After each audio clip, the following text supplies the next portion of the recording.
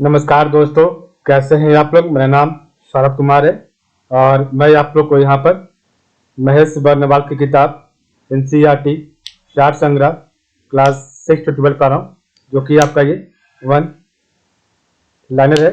और इस किताब से हम लोग पढ़ने जा रहे हैं आज का जो चैप्टर पढ़ेंगे वो आपका है इंडियन ज्योग्राफी, भारत का भूगोल से चैप्टर नंबर 7 और पार्ट नंबर ए, जो कि आपका अपवाह तंत्र से होगा। ठीक है, तो आपका चैप्टर नंबर 7 आज हम स्टार्ट करेंगे और इसका पहला वीडियो आज बनाएंगे चैप्टर नंबर 7 का। ठीक है, तो देखिए आपके सामने चैप्टर नंबर 7 आ गया, अपवाह तंत्र ड्रेनेज सिस्टम। ठीक है, तो आपका जो भी यहाँ से जो स्टार्ट हो रहा है 1 लाइनर, उसको आज हम कंप्लीट पूरा करेंगे। ठीक है, तो चलिए स्टार्ट करते हैं। तो किसी नदी एवं उसकी सहायक नदियों द्वारा अपवाहित क्षेत्र को क्या कहते हैं? तो अपवाह तंत्र या ड्रेनेज सिस्टम कहते हैं इंग्लिश में। ठीक है, भारत की सबसे बड़ी तथा लंबी नदी कौन सी है? तो आपकी गंगा नदी है। ब्रह्मपुत्रा नदी किस प्रकार के अपवाह तंत्र का उदाहरण है? तो ब्रह्मपुत्रा नदी आपका पूर्ववर्ती अपवाह तंत्र का उदाहरण है। मानस किसकी सहायक ट्रिब्यूटरी है? तो मानस आपका जो है ब्रह्मपुत्रा नदी की सहायक नदी है। ब्रह्मपुत्रा नदी तिब्बत में किस नाम से जानी जाती है? तो शिंगपो के नाम से जानी जाती है। ब्रह्मपुत्रा नदी तिब्बत, भारत एवं बांग्लादेश से होकर प्रवाहित होती है। भागीरथी नदी का उद्गम स्थल कहाँ है? तो आपका गोमुख में है। ले सिंधु नदी के किस तट पर अवस्थित है? तो दाएं तट पर अवस्थित है। भारत की किन दो नदियों के उद्गम स्थल लगभग एक ही है? तो आपका ब्रह्मपुत्रा और सिंधु नदी के उद्गम स्थल लगभग एक ही हैं। बांग्लादेश में गंगा नदी को किस नाम से जाना जाता है? तो पद्मा नाम से जाना जाता है। गंगा नदी के तट पर स्थित सबसे बड़ा शहर कौन सा है? तो आपका कानपुर है। गंगा की वह सहायक नदी कौन सी है जिसका उद्गम मैदानी भागों में हुआ है? तो आपका गोमती नदी है। गोदावरी नदी की दक्षिण भारत की गंगा साउथ इंडिया का या वृद्ध गंगा के नाम से भी जाना जाता है। सिंधु, ब्रह्मपुत्रा एवं सिंधु, ब्रह्मपुत्रा एवं सतलज नदियों का उद्गम स्थल कहाँ है? तो आपका तिब्बत में है। केदारनाथ से रुद्रप्रयाग के मध्य कौन सी नदी प्रवाहित होती है? तो आपका मंदाकिनी नदी प्रवाहित होती है। मंदाकिनी नदी किस जल प्रवाह अथवा मुख्य नदी से संबंधित है? तो आपका अलकनंदा नदी से संबंधित है। बद्रीनाथ का प्रसिद्ध मंदिर किस नदी की तट पर स्थित है, तो आपका अलकनंदा नदी के तट पर स्थित है। यमुना नदी का उद्गम स्थान कहाँ है? तो आपका बंदरपुर हिमनद के पास है। दामोदर नदी किस नदी की सबसे बड़ी सहायक नदी है? तो आपका हुगली नदी की सबसे बड़ी सहायक नदी है। हिमाचल प्रदेश से कौन सी प्रमुख नदियां प्रवाहित होती है? तो चेनाब, रावी और सतलज। सबसे अधिक मार्ग परिवर्तन करने वाली नदी कौन सी है?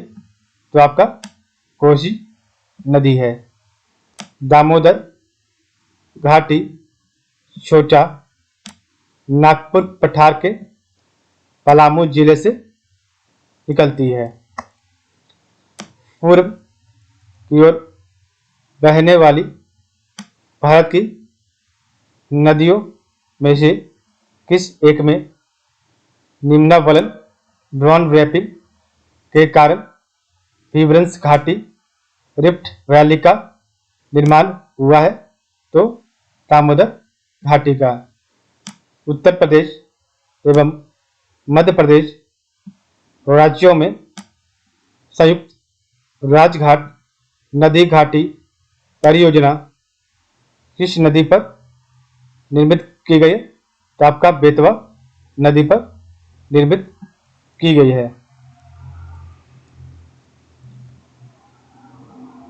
यहाँ पर आपका कुछ भारतीय नदी प्रणाली दी गई है। तो इधर आपका है हिमालयी, तो हिमालयी नदी तंत्र। इधर आपका है प्रायद्वीपीय नदी तंत्र, तो हिमालयी नदी तंत्र है। इसमें आपका है सिंधु नदी तंत्र, गंगा नदी तंत्र और ब्रह्मपुत्रा नदी तंत्र है। प्रायद्वीपीय नदी तंत्र को दो भागों में बांटा गया है। तो पहला आपका है पश्चिमी घाट से उद्गम वाली नदियां, दूसरा आपका है विंध्य श्रेणी से उद्गम वाली नदियां। तो पश्चिमी घाट से उद्गम वाली नदियां, तो कृष्णा नदी, गोदावरी नदी, कावेरी नदी और पेन्नार नदियां हैं। और विंध्य श्रेणी से उद्गम वाली नदियां आपकी है महानदी, नर्मदा नदी और ताप्ती नदी। ठीक है। नेक्स्ट आपका है भारत की किस नदी पर विश्व का सबसे ऊंचा पुल बनाया गया है? तो चेनाब नदी पर। नर्मदा एवं ताप्ती नदियां समुद्र में गिरते समय किस संरचना का निर्माण करती है? तो ज्वार नदमुख एस्चुरी का निर्माण करती है। भ्रंश घाटी रिफ्ट वैली, तो भ्रंश घाटी रिफ्ट वैली से प्रवाहित होने वाली दो मुख्य नदियां कौन सी है? तो नर्मदा और ताप्ती नदियां हैं। नेक्स्ट आपका है पश्चिम वाहिनी नदी नर्मदा उत्तर में विंध्यन पर्वत तथा दक्षिण में सतपुड़ा पर्वत के मध्य भ्रंश घाटी से होकर प्रवाहित होती है। अरब सागर में गिरने वाली दो प्रमुख नदियां कौन सी है? तो नर्मदा एवं ताप्ती नदी है। सोन तथा नर्मदा का उद्गम स्थल कहाँ है? तो आपका अमरकंटक की पहाड़ियां हैं। नर्मदा नदी किस दिशा की ओर प्रवाहित होती है? तो आपका पश्चिम दिशा की ओर प्रवाहित होती है। भूमि बंधित या अंतर्वाहरी नदी कौन सी है? तो आपका लूनी नदी है। बिहार में निर्मित त्रिवेणी नहर में किस नदी से पानी आता है? तो आपका गंडक नदी से पानी आता है। कपिला किस नदी की सहायक नदी है? तो कावेरी नदी की सहायक नदी है कपिला। नदियों की लंबाई के आरोही क्रम डिसेंडिंग ऑर्डर में कौन है? तो सबसे बड़ा आपका गोदावरी, उससे आपका छोटा महानदी, उसके बाद नर्मदा और उसके बाद ताप्ती नदी का जो आपका सही अनुक्रम है। ठीक है, तो आपका इसमें से सबसे बड़ा आपका गोदावरी नदी है 1465 किलोमीटर। नर्मदा नदी आपका 1312 किलोमीटर। महानदी आपका 851 किलोमीटर और ताप्ती 724 किलोमीटर इसकी लंबाई है। तो सबसे बड़ा नर्मदा, उसके बाद सबसे बड़ा गोदावरी, उसके बाद नर्मदा, उसके बाद महानदी और उसके बाद ताप्ती है। दक्षिण भारत की नदियों में किसका जल ग्रहण क्षेत्र कैचमेंट एरिया सर्वाधिक है? तो आपका गोदावरी नदी का। प्रायः द्वीपीय भारत की नदियों में से कौन सी नदी सबसे लंबी है? तो आपका गोदावरी नदी। हगारी, तो हगारी किस नदी की सहायक नदी है? तो आपका तुंगभद्रा नदी की। श्रीरंगपट्टनम, शिवसमुद्रम और श्रीरंगम नामक द्वीपों का निर्माण कौन सी नदी करती है? तो आपका कावेरी नदी करती है। कावेरी नदी का उद्गम स्थल कहाँ स्थित है? तो आपका ब्रह्मगिरी पहाड़ियों में स्थित है। कावेरी नदी कर्नाटक, केरल, तमिलनाडु एवं पौंडीचेरी राज्यों से होकर प्रवाहित होती है। मंदाकिनी नदी चौराबड़ी ताल नामक झील से निकलती है तथा सोनप्रयाग में वासुकी गंगा में से मिलती हुई आगे बढ़ती है। नेक्स्ट आपका है भारत की कौन सी नदी कर्क रेखा को 2 बार काटती है? तो आपका है माही नदी। अधिकांशतः लवणीय नदी सलाइन रिवर किस अपवाह तंत्र का अंग है? तो बंगाल की खाड़ी का। ठीक है, गंगा नदी पर निर्मित महात्मा गांधी सेतु किस राज्य में स्थित है? तो बिहार पटना में स्थित है। माही नदी मध्य प्रदेश से निकलकर खंभात की खाड़ी में गिरती है। विश्वासघाती नदी की संज्ञा किस नदी को दी जाती है? तो आपको हुगली नदी को दी जाती है। ठीक है। संकोच नदी किन दो राज्यों के मध्य सीमा बनाती है? असम एवं अरुणाचल प्रदेश की सीमा बनाती है। सतलज, व्यास, रावी, चिनाब, झेलम को किस नाम से जाना जाता है? तो आपको पंचनद के नाम से जाना जाता है। झेलम नदी का उद्गम किस स्थान से होता है? तो कश्मीर के वेरीनाग झरने से होता है। हिमालयी नदियां बारहमासी होती है, जबकि प्रायद्वीपीय नदियां का प्रभाव मौसमी होता है। आडन नहर किस नदी से निकलती है?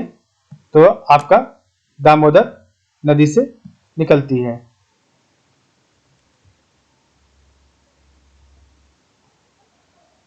तो इस प्रकार हमने पढ़ा आज का वीडियो। तो एक बार हम जल्दी से स्पीड में एक रिवाइज करेंगे। ठीक है। उसके बाद जो भी हमने आज पढ़ा था उसको जो है